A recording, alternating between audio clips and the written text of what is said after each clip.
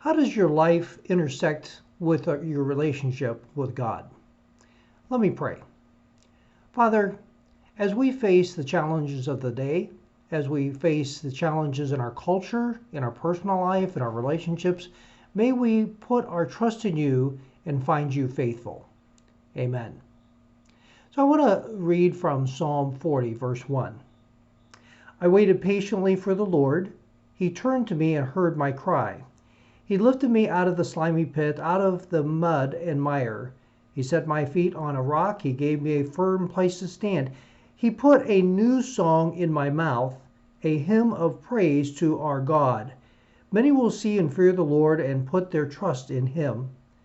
Blessed is the one who trusts in the Lord, who does not look to the proud, to those who turn aside to false gods.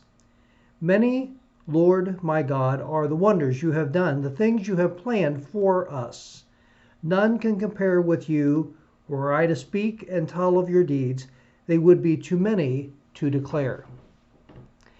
Amen. This is a passage that speaks to God showing up in our lives, and that he is the one who truly does intersect with our lives, that he's involved with us, that he's not a God who is distant and uninvolved. And that is something that's kind of unique, I think, in terms of our faith, our Christian faith, is that God presents himself as one who is present with us individually, as well as being able to cover the whole range of things that happen in the world.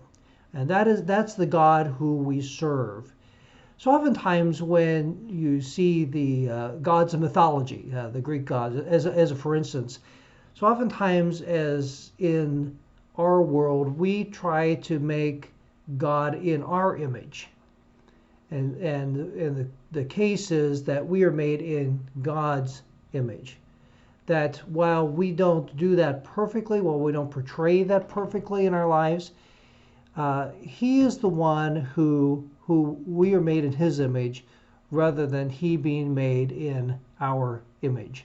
So that he is a God that is big enough to address what it is that we face and the questions that we have and the ways in which we try to navigate life. And so the psalmist says, you are the one who placed my feet on a solid rock. Even though I was mired down in mud, even though I didn't have a firm place to stand, you are the one that rescued me and placed me on a solid rock. You are the one who shows up. You're the one whom, because of how you have worked in my life, I give you praise. And that is a basis for our worship with God, whether it's corporate worship in a church building or individually or on Zoom, that we worship God out of what he tells us about himself in his word, but also out of our experience. That it's not just that our faith is not something we practice as okay, you say these things and you do these things and then you're good. It's more that we are in a relationship with God who is living, who responds to us, who cares for us, who continues to walk with us in all things.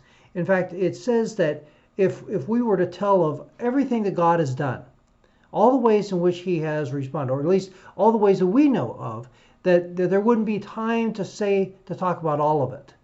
In the New Testament, the gospel writer John says that Jesus did many other things, and if we were to write it all down, there wouldn't be space for all of it. And so that's where we find ourselves as we truly open our hearts and our minds to a God who loves us.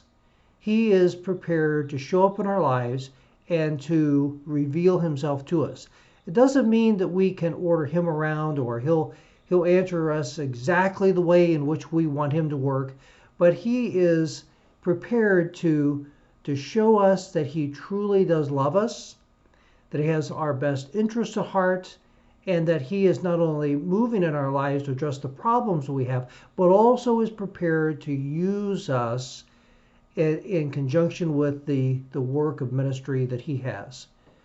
I hope that in your walk with God today that you will find him faithful and that you will find reasons to worship him. Good day.